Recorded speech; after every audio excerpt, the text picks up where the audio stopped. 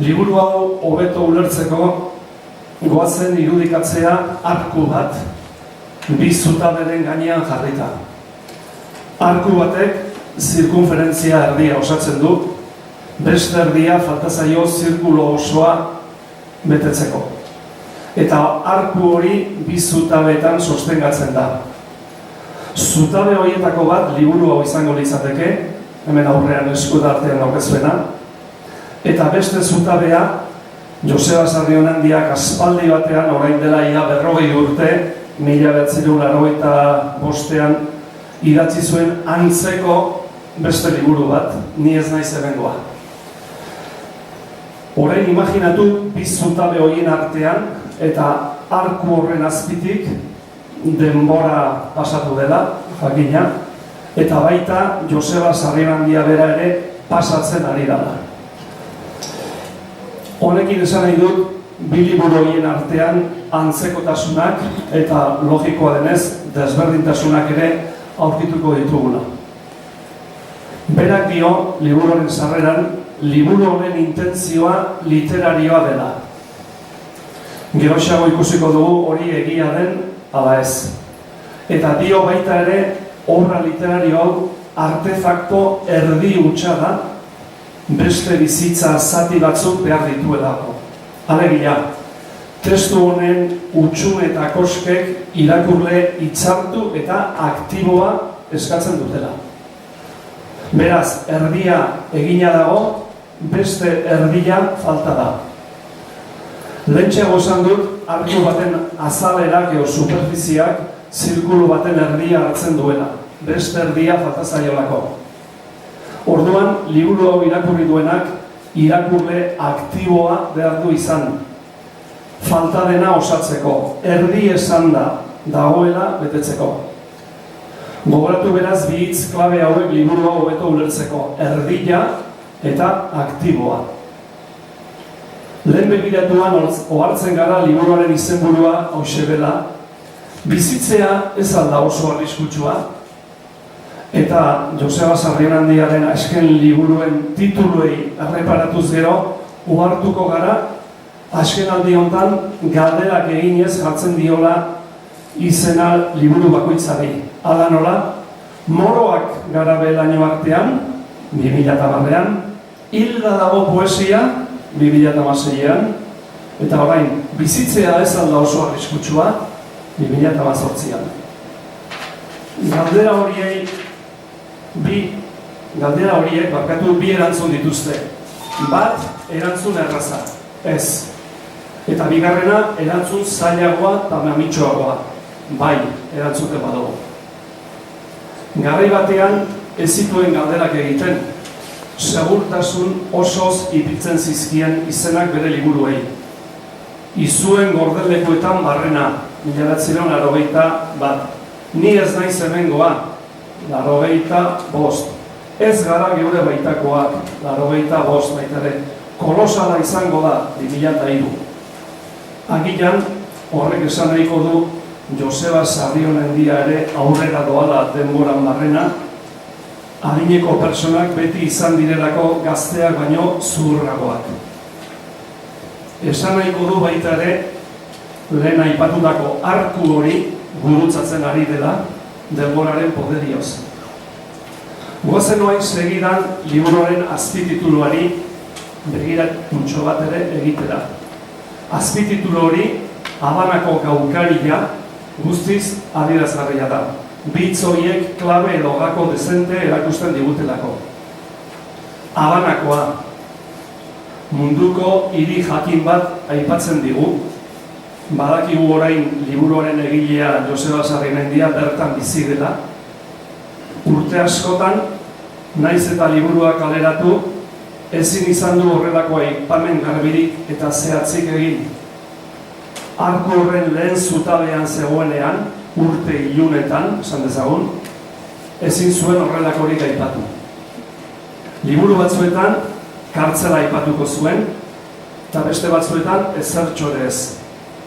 Orain, beltzetik zurira, argitasunera azaldu denean, zehazki aipatzen digu nun dagoen, Habana hirian. Eta bertako gauzak kontatuko dizkigu. Azpitituluaren bigarren hitza, gaukaria. Literaturaren historian idazleek maiz idatzi dituzte egunkariak edo diarioak. Ez hainbeste gaukariak edo noktarioak. Gaukariak edo noktarioak literaturgintzan esan nahi du zenbait gauza. Bat, gauean idatzita dagoela. Bi, gaueko ametsei buruz idazten dela.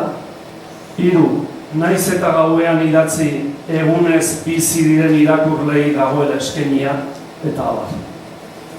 Orain bertan, hemen, eguna da, argia da, goizeko 11 dira, munduko beste erdian, ordea, Habanan bertan, esate baterako orain iluna dago, gaua delako. Gu hemen bizigera, idazlea, Joseba Sarrimendia, munduaren beste erdian, Habanan. Ikusten duzu orain nondik norakoa doan asmoa. Erdia zuri, erdia beltz, erdia egun, erdia gau, arku erdia, zirkulo osoa, yin eta yang, erdi esan da dagonea irakurleak bete behar du osatzeko, irakurle aktiboak behar ditugulako. Joseba Sarrimendiak alaxe dio liburu honen pasarte batean. Ogia erdika ere saltzen da, ogi erdi bat geratzen da. 5 pesu ordaindu eta banoa erdikinarekin. Erdia, beste erdia falta da zerbait osatzeko. Liburu hau urte hasieran hasten da, urtarrilaren batean, eta ez du urte osoa deskribatzen, urte erdia baizik. Ekainaren hasieran amaitzen delako. Berriz erdia, erdi egina dago eta beste erdia falta dena osorik egoteko.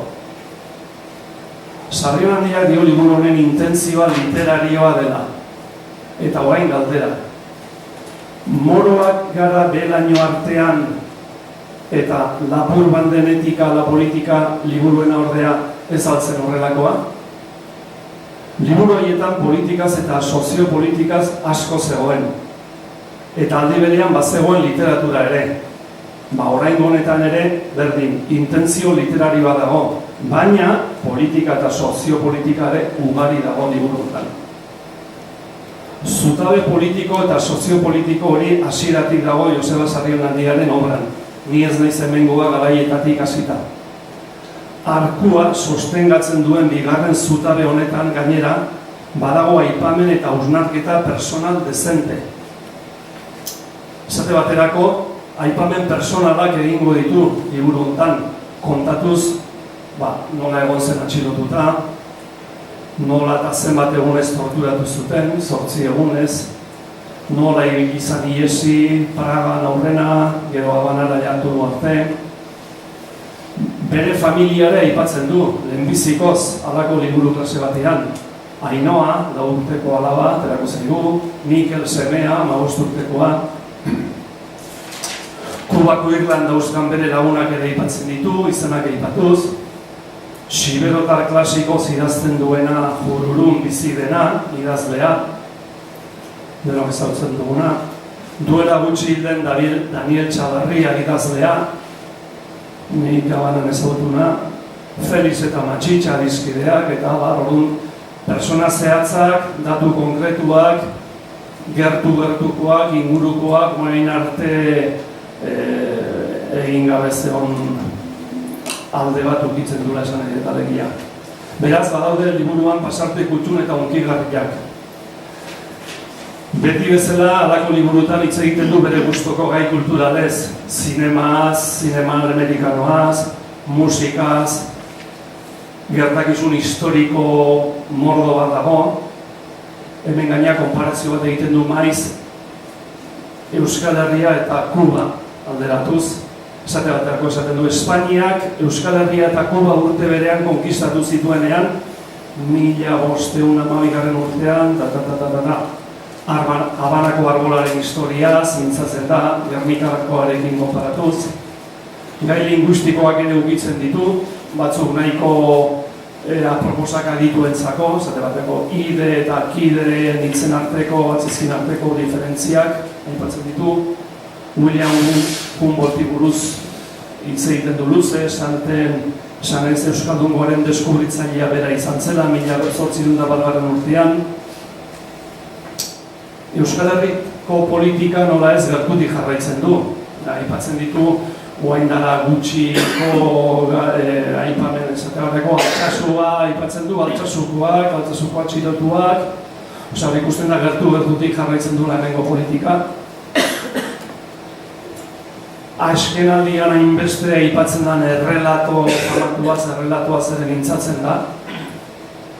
Errelatoa, esperantza berriak zabaldu ordez, itxitako zikloaren trauma eta derroten errelatoan jartzen da indarra.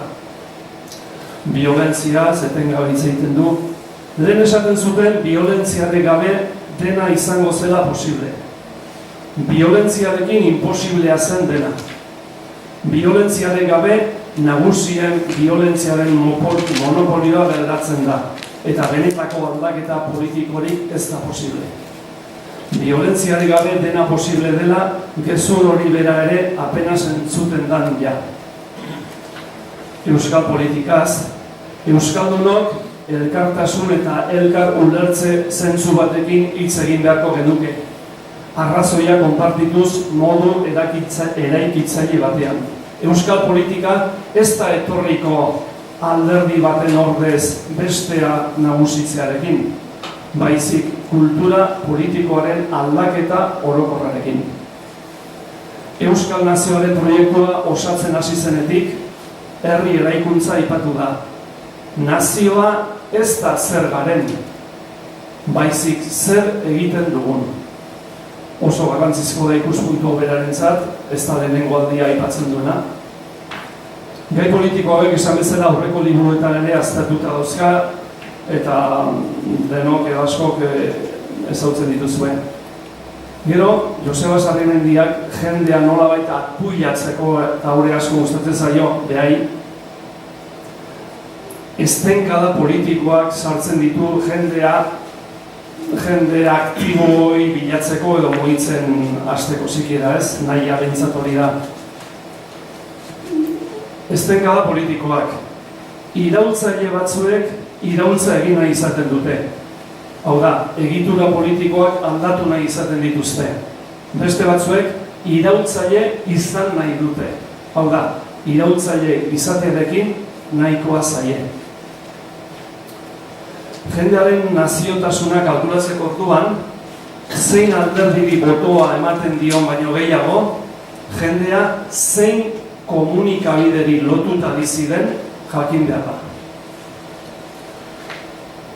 Gero hemen bi hurbilketa o bi anekdota personal kontatu nahi nituen, bat geroxeago kontatuko dut, eta bestea da, tontakeri batet, arte bururatu zait, halako batean, pasarte batean, Josebak esaten du, urtarrilak 20, pacificación de la Araucanía, horrela deitu den sarraskia gertatu zen.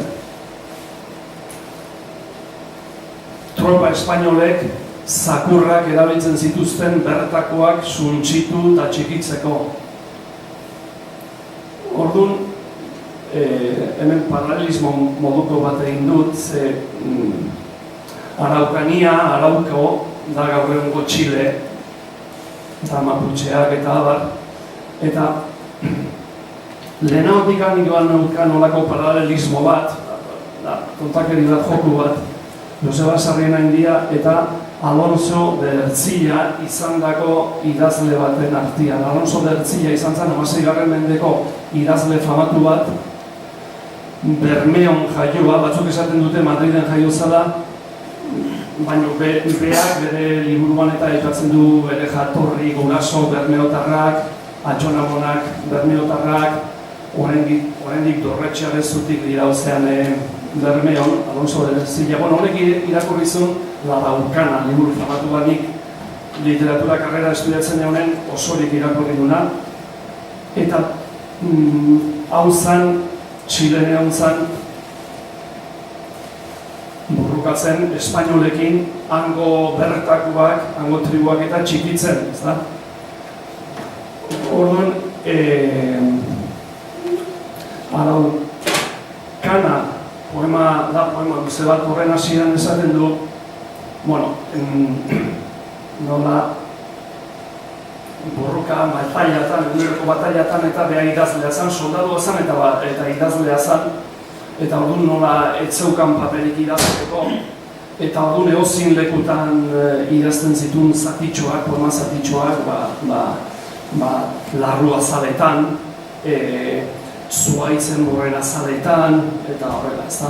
Gero kartzelan sartu zuten, eta aprobetxatuz, Joseba Sarrionendiak bera aipatzen dula, nik beti gogatu izan zait nola Joseba Sarrionendiak bera hasierako liburutan kontatzezun kartzelan zehonen nola poematxoak ezin txitu batetan gorde galtza zarretan sartuta, bati beste pasatu duzin lekutan idatziz eta horrela. Orduan, paralelismo kontrajarria burutu zitzaitzen atzo, Alonso Berzilla, Joseba Sarrionendia, Bermeokoa bat, Jurretakoa bestea, 500 urteko diferentziarekin, bata Espainiako tropakin borrokan, Espainiako tropak bere lagun, bestea Joseba behintzatetakoa zanean, etzan izango Espainiako armadaren laguna kontrakoa baizik, biak egon ziren kartzelan, biak idazleak, biak bere testuak idatzi nahian eta ezin nun eskuidatu edo nola pasa. Eta, hau kontatzen den beak aipatzen durako Araukaneako txikizi hori ez, Txileko txikizia. Liburu hau oso atsegina da irakurtzeko alde batetik, eta aldi berean oso sakona eta oso mamitsua, esan deten bezala, gauz asko daude bertan, behin eta berriz jorratzeko, hausnartzeko. Liburu hau esan bezala hasi eta amaitu egiten da galdera berarekin. Brasilgo idazle batek Joao Guimarães Rosa ezagunak egiten zuenarekin hain zuzen ere hauxe galdera. Bizitzea ez alda oso arriskutsua. Lehen ikusi dugun moduan Josebaren galderak beti bi erantzun dituzte, bat erresa eta bestea zailagoa mamitsuagoa ez. Galdera honek ere bizitzea ez alda oso arriskutsua bi erantzun ditu. Dira bat, galdera gaza, Bilboko txirene batek esango luke, erantzungo luke, ez, bizitzea baino hiltzea dela askoz arriskutsua ez da. Irakurle aktibo batek ordea, baietz erantzungo luke, hemen ikusi dugunez, liburuaren mamiagatik, badagoelako bertan zer irakurri eta zer hausnartu. Liburuan esaten du Josebak, kontua ez da irabaztea ala galtzea. Baizik zer egiten dugun irabaztean eta zer egiten dugun galtzean. Nik guantxe bertan apustu egingo nuke Joseba Sarrionendiari berdin zaiola irakurle aktibo batek galdera hori entzun orduko bai erantzuten badu edo eta ez erantzuten badu. Kontua ez baita bai erantzutea ala ez erantzutea. Baizik eta zer egiten dugun bai erantzutean edo eta zer egiten dugun ez erantzutean. Eskerrik asko.